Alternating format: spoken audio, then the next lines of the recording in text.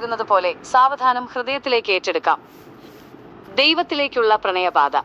സൂഫികളുടെ ലോകം. മനുഷ്യൻ പദവികൾക്കും പണത്തിനും പിന്നാലെ പായുന്ന ഒരു ലോകത്ത് ഉള്ളിലേക്ക് നോക്കാൻ പഠിപ്പിച്ചവരാണ് സൂഫികൾ. സാധാരണ മനുഷ്യർ മതത്തെ നിയമങ്ങളുടെയും നിബന്ധനകളുടെയും ഒരു ചട്ടക്കൂടായി കാണുമ്പോൾ സൂഫികൾ അതിനെ ദൈവത്തോടുള്ള അടങ്ങാത്ത പ്രണയമായിട്ടാണ് കാണുന്നത്. ഈയൊരു വ്യത്യാസമാണ് അവരെ ലോകത്തിന് മുന്നിൽ വേറിട്ട് നിർത്തുന്നത്.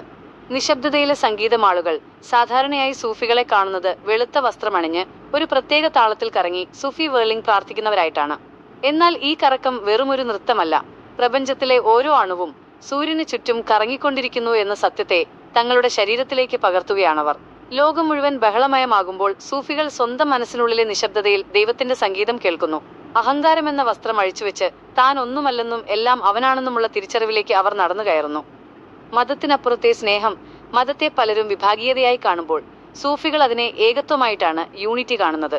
ഒരു സൂഫിക്ക് പള്ളിയും ക്ഷേത്രവും ചർച്ചും ഒരേപോലെ പ്രിയപ്പെട്ടതാകുന്നത് അവിടെയെല്ലാം അവർ കാണുന്നത് ഒരേ ദൈവത്തിന്റെ പ്രകാശത്തെയാണ് എന്നതുകൊണ്ടാണ്. നീ നിന്റെ അയൽക്കാരനെ സ്നേഹിക്കുന്നില്ലെങ്കിൽ നിനക്ക് ദൈവത്തെ സ്നേഹിക്കാനാവില്ല എന്ന ലളിതമായ പാഠമാണ് അവർ ലോകത്തിന് നൽകുന്നത്. ഈ വിശ്വസാഹോദര്യമാണ് മറ്റുള്ളവരിൽ നിന്ന് അവരെ വ്യത്യസ്തരാക്കുന്നത്. ത്യാഗവും ലാളിത്യവും ആഡംബരങ്ങളിൽ സന്തോഷം കണ്ടെത്തുന്നവരോട് ഒന്നുമില്ലാത്തതിലാണ് യഥാർത്ഥ സന്തോഷമെന്ന് അവർ തങ്ങളുടെ ജീവിതം കൊണ്ട് കാണിച്ചു തരുന്നു. ഒരു സൂഫി ഫക്കീറിനെ സംബന്ധിച്ചിടത്തോളം ഈ ലോകം ഒരു സത്രം മാത്രമാണ്. അവർക്ക് വലിയ വീടുകളോ സമ്പത്തോ ആവശ്യമില്ല. ഹൃദയത്തിൽ ദൈവമുണ്ടെങ്കിൽ പിന്നെ മറ്റെന്തിനാണ് കുറവുള്ളത്? ഈയൊരു നിസ്സംഗത, ഡിറ്റാച്ച്മെന്റ് സാധാരണക്കാർക്ക് പലപ്പോഴും അത്ഭുതമാണ്. എല്ലാം ഉണ്ടായിട്ടും സമാധാനമില്ലാത്തവർക്ക് മുന്നിൽ ഒന്നുമില്ലാതെ പുഞ്ചിരിക്കുന്ന സൂഫി ഒരു വലിയ ചോദ്യചിഹ്നമായി മാറുന്നു. അറിവിനേക്കാൾ അനുഭവം. പുസ്തകങ്ങൾ വായിച്ചു കിട്ടുന്ന അറിവിനേക്കാൾ അനുഭവിച്ചറിയുന്ന സത്യത്തിനാണ് സൂഫികൾ മുൻഗണന നൽകുന്നത്.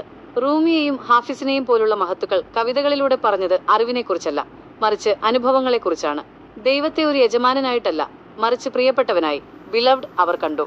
അതുകൊണ്ട് തന്നെ അവരുടെ ആരാധനയിൽ ഭയമില്ല, പകരം ഭ്രാന്തമായ പ്രണയം മാത്രമാണുള്ളത്. ഈ പ്രണയമാണ് അവരെക്കൊണ്ട് കവിതകൾ പാടിക്കുകയും മരുഭൂമിയിൽ നൃത്തം ചെയ്യിക്കുകയും ചെയ്തത്.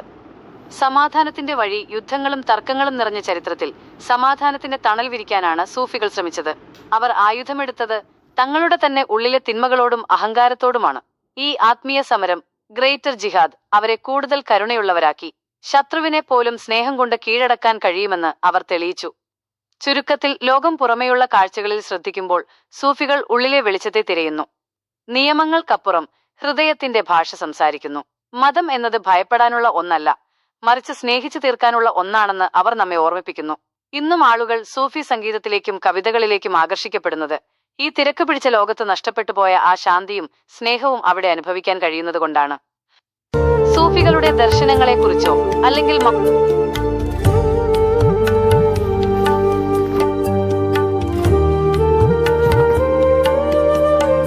ിലേക്ക് ഒരു യാത്ര. സൂഫികൾ ബാഹ്യമായ ലോകത്തേക്കാൾ ആന്തരിക ലോകത്തിന് വലിയ പ്രാധാന്യം നൽകുന്നു എന്ന് നമ്മൾ പറഞ്ഞല്ലോ. ആ യാത്ര അവസാനിക്കുന്നത് ഞാൻ എന്ന ഭാവം ഇല്ലാതാകുന്നിടത്താണ്. ഇതിനെ അവർ ഫന എന്ന് വിളിക്കുന്നു. ഒരു തുള്ളി വെള്ളം കടലിൽ ചെന്ന് ചേരുമ്പോൾ അത് കടലായി മാറുന്നത് പോലെ തന്റെ അഹങ്കാരമില്ലാതാക്കി ദൈവത്തിന്റെ പ്രകാശത്തിൽ അലിഞ്ഞു ചേരുന്ന അവസ്ഥയാണിത്. വാക്കുകളില്ലാത്ത പ്രാർത്ഥന നമ്മളൊക്കെ പ്രാർത്ഥിക്കുന്നത് പലപ്പോഴും ചോദിക്കാനാണ്, സമ്പത്തിനു വേണ്ടിയോ സമാധാനത്തിനു വേണ്ടിയോ. എന്നാൽ ഒരു സൂഫി പ്രാർത്ഥിക്കുന്നത് ഒന്നും ചോദിക്കാനല്ല, പകരം തന്നെ സമർപ്പിക്കാനാണ്. അവരുടെ ഭാഷയിൽ പറഞ്ഞാൽ പ്രിയപ്പെട്ടവന്റെ സാമീപ്യം മാത്രം മതി, മറ്റൊന്നും വേണ്ട. ഈ നിരുപാധികമായ സ്നേഹമാണ് അവരെ സാധാരണ ഭക്തരിൽ നിന്ന് വ്യത്യസ്തരാക്കുന്നത്.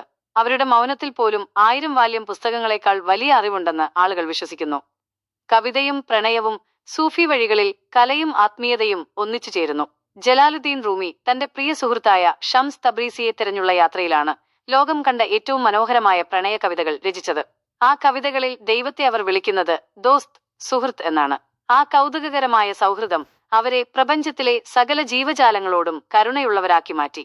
ഒരു ഉറുമ്പിനെ പോലും വേദനിപ്പിക്കാൻ കഴിയാത്ത വിധം അത്രമേൽ ആർദ്രമാണ് ഒരു സൂഫിയുടെ ഹൃദയം.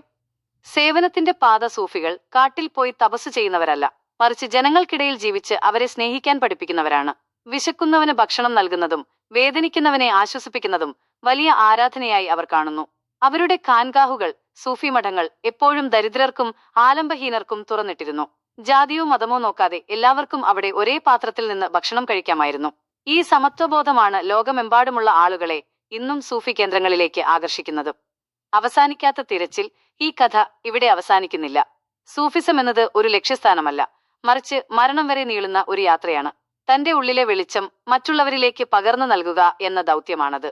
ആളുകൾ അവരെ വേറിട്ട് കാണുന്നത് അവരുടെ അറിവ് കൊണ്ടല്ല, മറിച്ച് ആ അറിവ് അവർ ജീവിതത്തിൽ പകർത്തുന്നത് കണ്ടിട്ടാണ്. ആ പുഞ്ചിരിയിൽ, ആ ലാളിത്യത്തിൽ, ആ വെളുത്ത വസ്ത്രത്തിന്റെ പരിശുദ്ധിയിൽ ഒളിഞ്ഞിരിക്കുന്നത് പൊരുത്തപ്പെടലിന്റെയും സമാധാനത്തിന്റെയും വലിയൊരു ലോകമാണ്. ഇനിയും കേൾക്കാൻ താല്പര്യമുണ്ടെങ്കിൽ ദയവായി ഈ ചാനൽ സബ്സ്ക്രൈബ് ചെയ്യുക. നിങ്ങളുടെ ഓരോ പിന്തുണയും ഞങ്ങൾക്ക് വലിയൊരു കരുത്താണ്. അതുകൊണ്ട് മറക്കാതെ ചാനൽ സബ്സ്ക്രൈബ് ചെയ്യുക. ഈ വീഡിയോ മറ്റുള്ളവരിലേക്ക് ഷെയർ ചെയ്യുക. നിങ്ങളുടെ വിലയേറിയ അഭിപ്രായങ്ങൾ താഴെ കമന്റ് ചെയ്യാനും മറക്കരുത്. നന്ദി.